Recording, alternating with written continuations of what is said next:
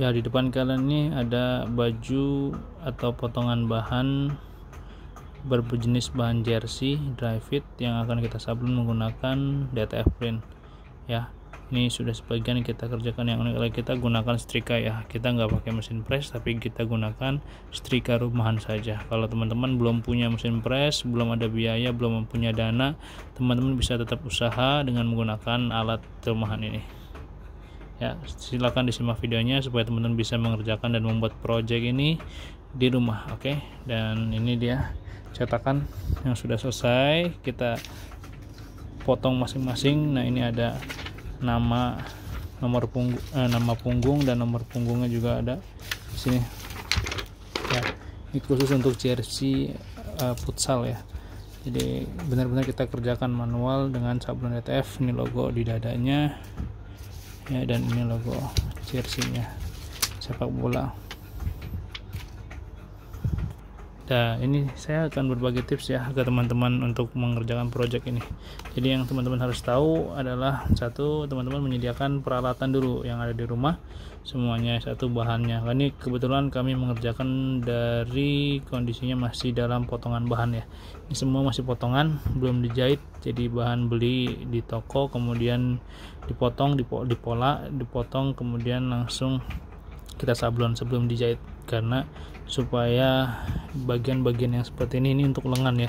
Ini kan nanti kepotong, kejahit nih kanan kiri, dan ini potongan belakang karena ada nomor punggung ya. Jadi di sini ada nomor punggung dan nama ya. Namanya pemain bola kan biasa logo kesebelasan, logo klubnya, kemudian nomor punggung, nama, dan model-model desainnya seperti itu kalau baju-baju bola umumnya ya.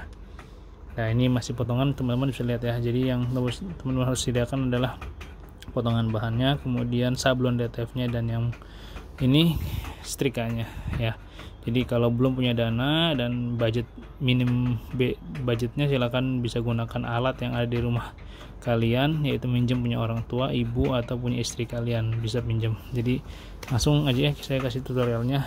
Pertama, nyalakan ini ya sampai full, kemudian diamkan kurang lebih selama 5-10 menit.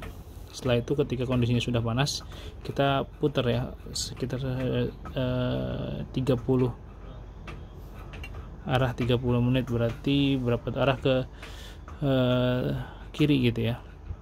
Jadi dari misalkan full, kita geser searah dari jam 3 ke arah jam 9 gitu kurang lebih.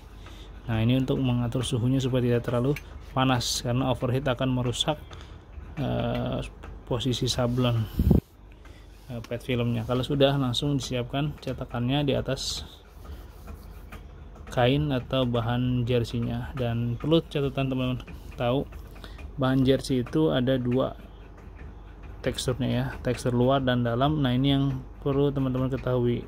Bagian luar dia lebih cenderung ada pori-porinya atau titiknya ya. Ini kelihatan jelas ya, silakan diperhatikan. Nah, ini yang akan kita sablon.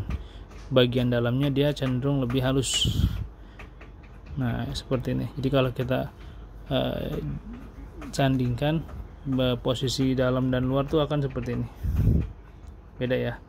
Yang ini sebelah kiri titik-titik adalah bahan bagian luar, dan yang lebih halus ini bahan bagian dalam. Jangan sampai tertukar, karena kalau tertukar nanti akan salah ya, salah di sablon dan nggak bagus juga hasilnya. Walaupun bisa sebenarnya dijahit, cuman kan kalau misalkan bagian depannya bagian luar yang disablon, kemudian bagian belakangnya bagian dalam yang disablon, itu kan nggak bagus gitu ya, jadinya reject.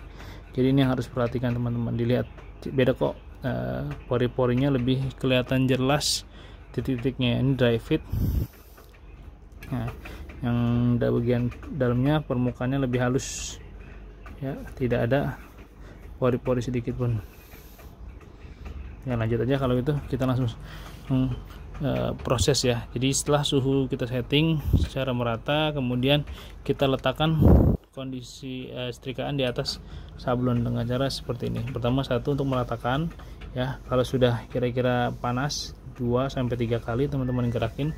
Nah, kemudian didiamkan, hitung sampai 3. 1, 2, 3, kita geser. 1, 2, 3, 1 2 3. Sudah. Kalau sudah selesai, tunggu sekitar 5 sampai 10 detik, kita diamkan supaya adem. Nah, ini juga sama seperti itu.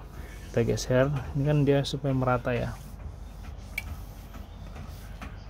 Nah, kalau sudah, biarkan sejenak, setrikanya diamkan, dan sambil kita tunggu dia adem. Nah, kalau misalkan teman-teman mau mempercepat proses ademnya, kita langsung bisa juga gunakan metode ini.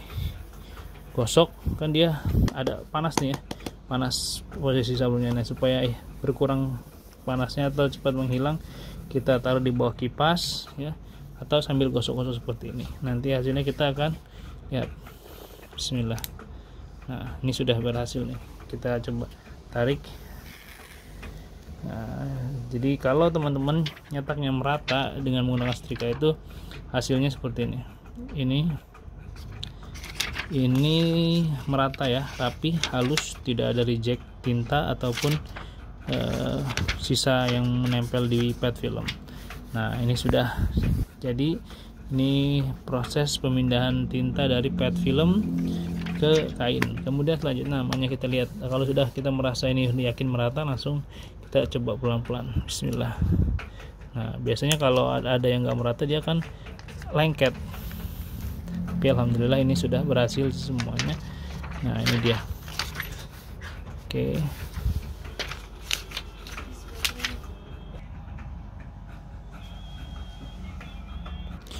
Nah, ketika selesai di press, pertama kita harus lakukan proses finishing yang kedua, yaitu supaya sablon DTF lebih kuat hasil dan tahan lama, yaitu dengan cara seperti ini. Kita letakkan kembali pet filmnya di atas sablonan, kemudian kita panaskan lagi secara merata. Di sini tidak perlu lama ya, ini cukup ringan saja. Supaya apa? Supaya memantapkan film ya, ini yang menempel ke kain. Jadi ini proses finishing namanya teman-teman. Nah, sehingga hasilnya juga akan lebih kuat nantinya untuk dicuci dan lebih tahan lama.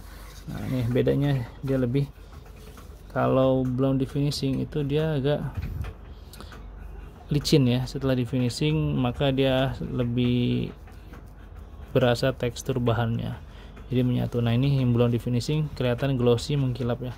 Tapi setelah kita finishing kedua, itu nanti dia tintanya akan lebih menyatu dengan kain ya teman-teman. Dan ini membutuhkan proses kesabaran juga ya. Jadi jangan terburu-buru, tenang aja, nikmati aja. Kalau memang teman-teman mau, malah saya anjurkan untuk hitung durasi waktunya. Misalkan di sini kita hitung 1 2 3 4 5 6 7 8 9 10. 1 2 3 4 5 6 7 8 9 10. Gitu aja sambil digesek-gesek. Nah, ketika udah ada sedikit panas, nah kita bedakan nih. Yang atas sudah di finishing, yang bawah belum. Nih beda nih. Ini licin banget, yang ini udah lebih kerasa bahannya. Nah, yang ini tadi belum di finishing, kemudian kita coba finishing juga bagian bawahnya. Nah, di bagian yang belum, 5 detik cukup ya. Kalau misalnya kita hitung 1 2 3 4 5, sudah aman dia. Nah, ini lebih kuat. Kita lihat detailnya sekarang, coba. Nah, lihat ya, teksturnya sudah naik ke atas tinta. Nah, ini ada di bagian ini warna putih, yang bagian bawah jelas lebih merata, yang tengah belum terlalu, yang bagian atasnya belum juga. Jadi dia finishing yang bagus itu permukaan kainnya sudah naik ke atas sablon, jadi warna sablonnya mengikuti tekstur bahan ya. Saya ulang lagi, jadi finishing yang bagus itu menghasilkan, kelihatan nggak warnanya tuh putih, yang di warna putih itu lebih banyak titik-titiknya ya. Nah, ini tandanya bahwa kalau sablon ini sudah menyatu dengan kain, lebih menyatu, lebih kuat. Sedangkan kalau yang masih mengkilap seperti ini belum ya, bagian atas belum merata karena mungkin kurang lama ya. Nah, masih terlihat tinta ya, masih terlihat putih pekat tanpa titik-titik. Sedangkan di bagian bawah sini, kalau teman-teman lihat, sudah kelihatan ya detail titik-titiknya. Nah, ini yang dinamakan finishing yang bagus ya, seperti ini ya. Silahkan dicoba saja di tempat. Ini untuk bagian belakangnya. Kemudian di bagian depannya kita ada logo di sini teman-teman. Nah, logo klubnya yaitu gambar sepak bola ya, tadi saya sudah sampaikan. Nah, ini udah disablon ya, jadi tinggal di finishing aja supaya lebih maksimal. Kita gunakan cara seperti ini. Nah, ini kita taruh di atas, ini namanya pad film ya. Pad film kita letakkan di atas sablon, kemudian kita letakkan ini di sini. Kita hitung sampai 10. 1 2 3 4 5 6 7 8 9 10. Cukup. Kita lihat hasilnya. Nah, apakah ya, lihat ya. Jadi titik-titik yang muncul di sablon putih ini tandanya sablonan sudah lebih menyatu. Nah, kelihatan ya, lebih menyatu dengan kain. Nah, sedangkan yang ini tadi coba kita lihat, pakaiannya sudah merata. Nah, sedangkan yang ini teman-teman lihat belum terlihat jelas titik-titiknya di permukaan sablon ya, walaupun ada di bagian atas. Mungkin sebagian sudah ada yang merata, tapi di bagian sini ada yang belum. Jadi ini yang harus dilakukan untuk proses finishing lebih lama lagi ya. Atau selain pad film, teman-teman juga bisa ditumpuk kain. Caranya begini, kita letakkan sablon di atas karet ya. Jadi ini karet mesin press saya pakai untuk alas, jadi tidak langsung di lantai atau dengan kain lain, tidak, langsung kita gunakan ini karet mesin press sebagai alasnya. Dan ini kita lakukan proses finishing dulu ya untuk objek yang ini, bola. Nah, pastikan tidak ada bahan yang terlipat ya, karena ini sangat menghambat atau mengganggu proses kelancaran dalam finishing. Nah, setelah ini ini bahan ya, bahan lain kita tempelkan di atas ini. Nah, selanjutnya kita letakkan ini di atasnya. Kita gosok, boleh bergerak seperti ini sambil menghitung 1 2 3 4 5, atau didiamkan seperti ini, hitung selama 10 detik. 1 2 3 4 5 6 7 8 9 10. Nah, sedangkan nih kita angkat dan ini kita lihat hasilnya. Nah, ini lebih oke ya. Jadi titik-titiknya sudah hampir terlihat semua ya di tinta putih ini, karena posisinya udah merata sablonannya. Jadi itu cara-cara finishing yang memang saya anjurkan untuk bisa dilakukan. Kenapa tidak dianjurkan? Kok nggak langsung ke sini aja? Nah, ini tinta DTF yang masih belum menempel secara merata ya, karena setrika yang overheat terlalu tinggi bisa hancur, bisa rusak. Makanya itu nanti sablonnya malah jadi reject, khawatirnya seperti itu. Jadi dia alangkah baiknya kalau mau bisa setrikanya sudah menggunakan teflon atau alat anti panas, jadi nggak terlalu overheat. Ketika overheat juga yang kena panas itu anti panasnya, lap kain anti panas. Tapi ini kan karena setrika rumahan biasa, tidak ada anti panas, jadi kita gunakan suhu yang tidak terlalu rendah. Kalau dari putaran jam misalkan satu lingkaran ini 60 menit gitu ya, kita pakai durasi 45 dari angka 12 ke angka 45, itu dia tekanan suhunya maksudnya ya. Kalau di mesin press kan kelebihannya dia punya timernya ada, kedua ada durasi waktu suhunya, durasi waktu dan temperatur suhu maksud saya. Itu bisa diatur dan disesuaikan dengan kebutuhan. Misalkan waktunya 5 detik atau 10 detik, terus durasi itu durasi waktunya. Kemudian suhunya kita atur 130 atau 135. Itu dengan mesin press itu otomatis, kita tinggal pakai aja tanpa harus ngitung manual dan ngatur-ngatur lagi. Tapi ketika setrika ini kelebihannya memang wattnya kecil, bisa dipakai di rumah gitu kan.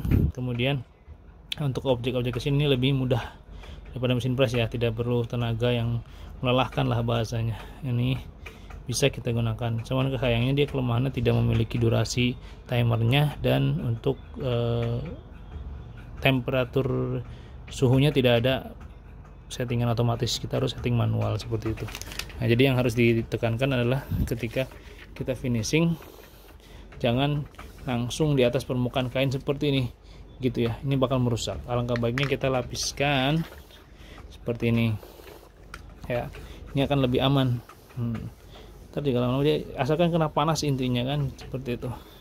Kalau objeknya panjang seperti ini kita atur 2 kali pengepresan. Nah, seperti ini. Jadi asal dia kena panas untuk diproses finishing, nempel. Nanti saya di tutorial terakhir saya akan contohkan atau finishing tanpa pet film atau tanpa kain, sehingga nanti teman-teman bisa lihat hasilnya apakah dia akan rusak atau bagaimana hasilnya. Nanti dilihat aja, tonton terus videonya ya sampai selesai. Oke, kita lanjut ya. Jadi nanti kita akan atur semua ini yang belum sablon masih siap dalam hitungan gulungan ya. Jadi tutorial yang ini sudah ya untuk bagian depan seperti ini, kemudian belakangnya nama dan nomor punggung, dan juga ini lengannya ya, tinggal celananya yang belum kita kerjain teman-teman. Oke, saya kira itu ya. Ini masih banyak kita harus project, saya mau fokus dulu. Demikian dulu videonya, nanti saya akan update lagi. Terima kasih nonton video ini, semoga bermanfaat. Terus dukung channel Kiyoshi Tak untuk bisa memberikan video yang bermanfaat lainnya, dan jangan lupa like dan subscribe. Sampai jumpa di video selanjutnya. Wassalamualaikum warahmatullahi wabarakatuh.